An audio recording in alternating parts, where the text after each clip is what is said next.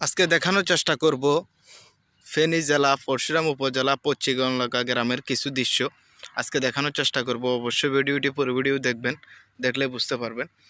আসলে আমি যে জায়গাটার মধ্যে হাঁটতেছি এখন, এই জায়গাটা হচ্ছে আসলে জমিন ছিল, মানুষ এখানে ধান চাষ করে খেত এবং কি ফসল ফলাইতো বা শস্য ফলাইতো।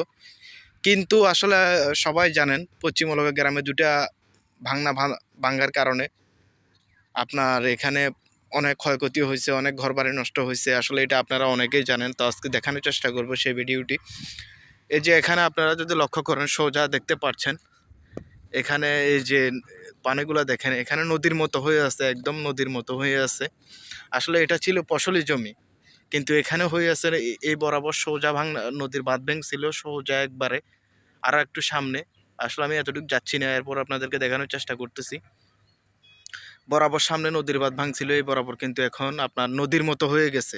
কিন্তু এটা ছিল মানুষের ফসলি জমি, কিন্তু এখন দেখুন এইভাবে কিভাবে ভালো হয়ে আছে।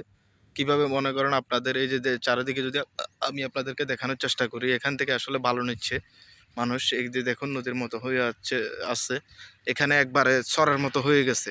দেখুন আমি যদি ভালোভাবে দেখানোর চেষ্টা করি, অবশ্যই আপনারা দেখতে পাবেন এখানে বালুর মতো হয়ে আছে। আসলে মানুষের ভোগান্তির শেষ নাই। মানুষ কখন যে ফসল ফলাবে এই জমিতে, তার কোনো নির্দিষ্ট কোনো টাইম মানুষ খুঁজে পাচ্ছে না। কারণ এখানে যে পরিস্থিতি হয়ে আছে, এখন এখানে ফসল ফলানোর কোনো সম্ভাবনাও নাই। কারণ মানুষ এটার উপরে নির্ভর করে মানুষ চলতো।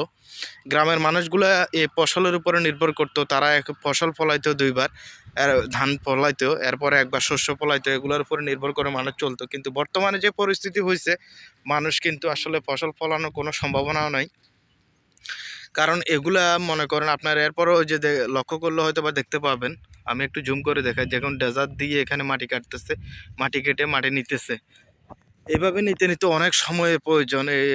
কিন্তু মানুষ এমন একটা, সবাই ছিল এখানে কৃষক, সবাই সবার জমির উপর নির্ভর ছিল।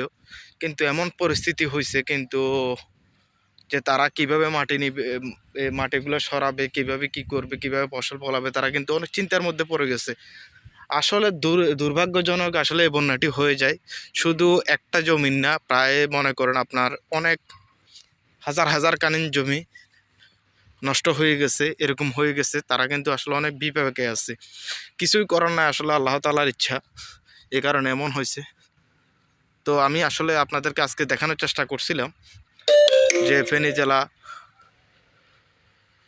পরশুরাম উপজেলা পশ্চিমবঙ্গ গ্রামের কিছু দৃশ্য দেখানোর চেষ্টা করছিলাম বন্যার।